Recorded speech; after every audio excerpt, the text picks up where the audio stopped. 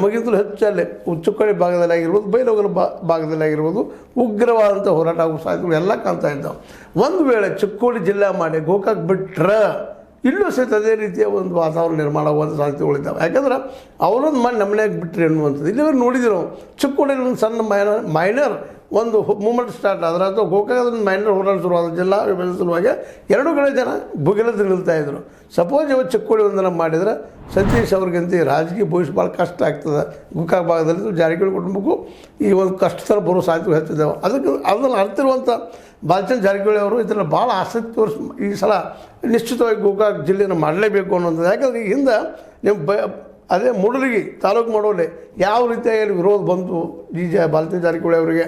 ಅದರಲ್ಲೂ ಒಂದು ದೊಡ್ಡ ಪಂಗಡ ಈ ಗಡಾದಾಗಿರ್ಬೋದು ಅವ್ರ ಜೊತೆಗಾರರಾಗಿರ್ಬೋದು ಕುಡ್ಕೊಂಡು ನಾವೇ ತಾಲೂಕು ಮಾಡಿದ್ವಿ ಅಂತ ಇವತ್ತು ಹೇಳ್ತಾ ಇದ್ದಾರೆ. ಅದನ್ನು ಜೋರಾಗಿ ಹೇಳಿಕ್ಕೆ ಆಗಲ್ಲ ಅನಿಸ್ತೈತಿ ಬಾಲಚಂದ್ರ ಅವ್ರದ್ದು. ಅವರು ಪ್ರಯತ್ನ ಮಾಡಿದ್ದಾರೆ, ಇಲ್ಲ ಅಂತಲ್ಲ, ಮೊದಲಷ್ಟು ಆಸಕ್ತಿ ಇರಲಿಲ್ಲ ಅಂತ ಭಾಳ ಜನ ಹೇಳ್ತಾರೆ. ನಂತರದಲ್ಲಿ ತಾಲೂಕು ನಿಶ್ಚಿತ ಆಗ್ತದೆ ಅಂದಾಗ ಆ ಕ್ರೆಡಿಟ್ ಇನ್ನೊಬ್ರು ಹೋಗ್ತದಪ್ಪ ಅಂತ ತಿಳ್ಕೊಂಡು ಬಾಲಚಂದ್ರ ಜಾರಕಿಹೊಳಿ ಹೇಳ್ತಿರೋದ್ರು.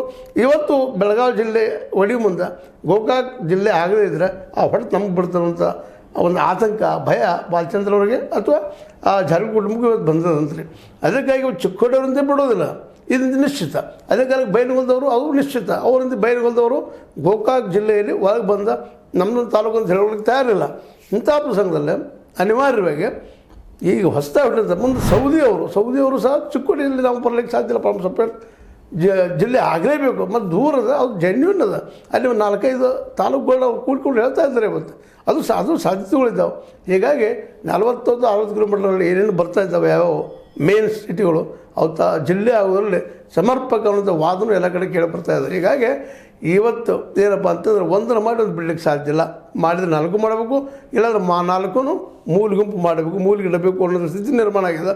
ಬಟ್ ಮೂಲ ಗುಂಪಾಗುತ್ತೋ ಮೂಲಿಗೆ ತೆಗೆದಿರುವಂಥ ಕೆಲಸ ಇವತ್ತು ನಡೆದ್ರೆ ಜಿಲ್ಲೆಯಲ್ಲಿ ಮಾತ್ರ ನಿಶ್ಚಿತವಾಗಿ ಚಿಕ್ಕೋಡಿ ಮತ್ತು ಬೈಲಹೊಂಗಲ ಜೊತೆಗೆ ಅವ್ರ ಜೊತೆಗೆ ಗೋಕಾಕ್ ಸಹ ಒಂದು ಏನಪ್ಪ ಅಂತಂದ್ರೆ ಉಗ್ರವಾದ ಹೋರಾಟ ಅನ್ನೋಕ್ಕಿಂತಲೂ ಇದು ಮಾಡಲೇಬೇಕು ಅನ್ನೋಂಥ ಅತ್ಯಂತ ಒತ್ತಡ ಹಾಗೆ ಮಾಡಿಸ್ಕೊಡೋ ಎಲ್ಲ ಸಾಧ್ಯತೆಗಳು ಕಾಣ್ತಾ ಇದ್ದಾವೆ. ಅದು 31ರೊಳಗೆ. ಯಾಕಂದರೆ ಅಧಿವೇಶನ ಮುಗಿದ ತಕ್ಷಣ ದೊಡ್ಡದಾದಂಥ ಒಂದು ಏನಂತೀವಿ ನಾವು ತಿಕ್ಕಾಟ, ಚರ್ಚೆ, ವಿಮರ್ಶೆ ನಡೆದೆಲ್ಲ ಘೋಷಣೆ ಆಗಬೇಕು ಮೊದಲು. ಮತ್ತು ಅಷ್ಟೆಲ್ಲ ಇವತ್ತು ಗಣೇಶ್ ಹುಕ್ಕೇರಿ ಅವರು ಮಾತಾಡ್ತಾ ಇದರಲ್ಲಿ ವಿಧಾನಸಭೆಯಲ್ಲಿ ಬರೀ ನೀವು ಘೋಷಣೆ ಮಾಡಿ ಬಿಡುವಾಗಿಲ್ಲ, ನಮಗೆಲ್ಲ ಏನು ಬೇಕು ಕೊಡಬೇಕು, ನಾವು ಜಿಲ್ಲೆ ಆಗೋದಕ್ಕೆ ಬೇಕಾದ ಪರಿಕರಗಳನ್ನು ಒದಗಿಸ್ಕೊಡ್ಬೇಕು, ಒದಗಿಸ್ಕೊಟ್ಟು ನಮ್ಮನ್ನು ಅವಕ್ಕೆಲ್ಲ ಅನುದಾನಗಳನ್ನು ಕೊಟ್ಟು ಇಂಪ್ರೂವ್ ಮಾಡಬೇಕು ಅನ್ನೋಂಥದ್ದು.